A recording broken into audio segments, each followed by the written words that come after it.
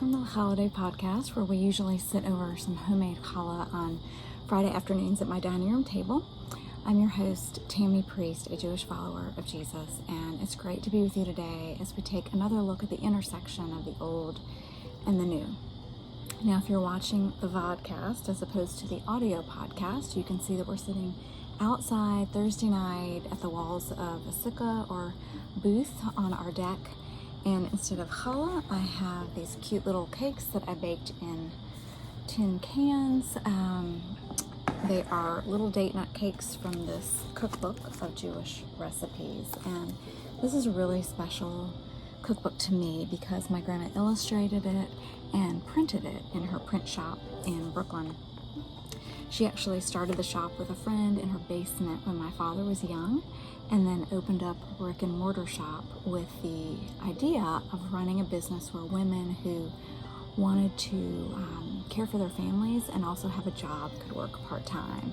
It was this awesome place, and I would work there as a really young girl even whenever I would visit, sometimes separating out those inky blue carbon copy sheets or preparing mailings for local synagogues and churches. And it was really fun, and I loved being there, and I really loved watching my grandma lead. In fact, this cookbook was for an organization called Pioneer Women, which was started, I think, in the 1920s as an international organization of Jewish women. And my grandma became an officer in the 1970s, and fun fact, my very first speaking appearance was at an annual Pioneer Women meeting when I was 8 years old. So my grandma had taken me with her to show off her granddaughter, as grandmas love to do, but also because she wanted me to be part of the movement to help women and families in Israel. And I had tugged on her sleeve and told her I wanted to say something to the group, and instead of shushing me, she told me to go ahead. So I went to the podium and talked about the importance of women helping other women and children. I really wish there was a picture of that day, but I remember exactly what I was wearing. This blue floral dress with white lace shoulders. Anyway, my grandmother was my very first encourager as a speaker, and it's a really special memory for me. And all of that is to say that today, instead of challah, I made a recipe for Sukkot, the Feast of Booths or Tabernacles, from this cookbook, which is a collection of recipes from back in 1974.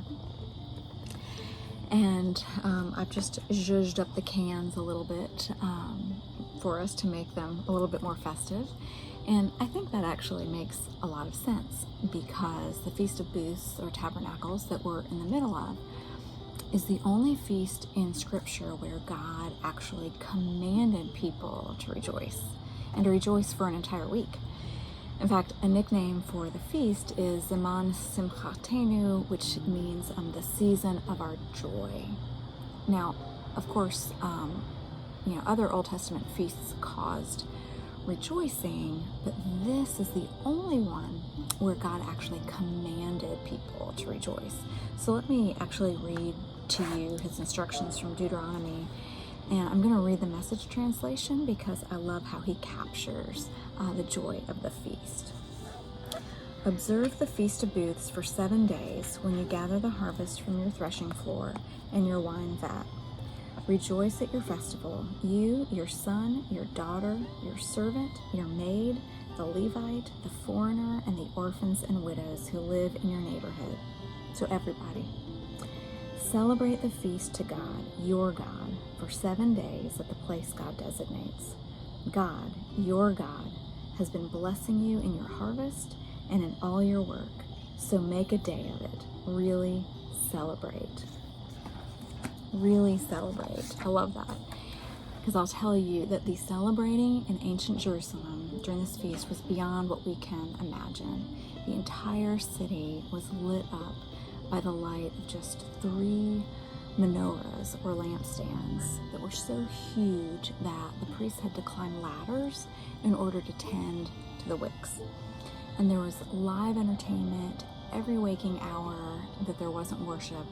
And even the famous Gamaliel was known for juggling flaming torches during this celebration. So it was huge. So what is it about the Feast of Booths that would require a week of this kind of exuberant rejoicing? Well, we can look to God's two other commands besides the rejoicing to shed some light on this. So first, he told the Israelites to live in booths for the entire week. And so here's a passage from Leviticus. Live in booths for 7 days. Every son and daughter of Israel is to move into booths so that your descendants will know I made the people of Israel live in booths when I brought them out of the land of Egypt. I am God, your God. So these booths were supposed to be temporary, makeshift huts with roofs that are skimpy enough to see the stars through them at night. And living and eating in these temporary tabernacles was intended to remind God's people of how he protected them during their wandering in the wilderness. And I shared more about the booths in last year's podcast about Sukkot, which I reposted to Instagram yesterday if you want to learn more about it. But anyway, the ultimate point of the booths is that we rejoice because God protected his people back then when they were so vulnerable for so long. And also because he is our true eternal protection still today. So his eternal protection is one reason that we rejoice during this feast. And then God also instructed the people to celebrate in a really unique way. On the first day, pick the best fruit from the best trees, take fronds of palm trees and branches of leafy trees, and from willows by the brook, and celebrate in the presence of your God for 7 days. For 7 full days, celebrate it as a festival to God. So, what does it look like to celebrate with these things? So, in biblical times and still today, people wave this bundle of branches and this piece of fruit that looks like a lemon called an etrog. And the waving is a celebration, and it's a worshipful celebration because when we wave them up and down and in all 4 directions, you do up and down and then north, south, east, and west. It's a proclamation that God reigns over all the earth. And since this is a harvest time feast, we're worshiping and celebrating that God provides the rain and the sunshine that grows the crops and provides for our animals. So, kind of circling back around, like in a nutshell, really, we rejoice during this feast by living in these makeshift temporary huts and shaking some branches because they celebrate and proclaim God as our eternal protector and our true provider. So whether it feels like we're wandering in a desert or we're reaping a harvest of blessings, we can rejoice either way. And really not just can, we must. God says we must. And we rejoice in all things because, as we know from Romans, we know that in all things God works for the good of those who love him and are called according to his purpose. The Apostle Paul, who celebrated this feast in Jerusalem every single year, as Saul, said, rejoice in the Lord always. And this is someone who lived through really powerful days, but also really agonizing days too. But he said, again, I say rejoice. And so, following Paul's lead and God's command, today I pray that we can also thank God for sustaining us and providing for us through both the beautiful and the broken seasons of life.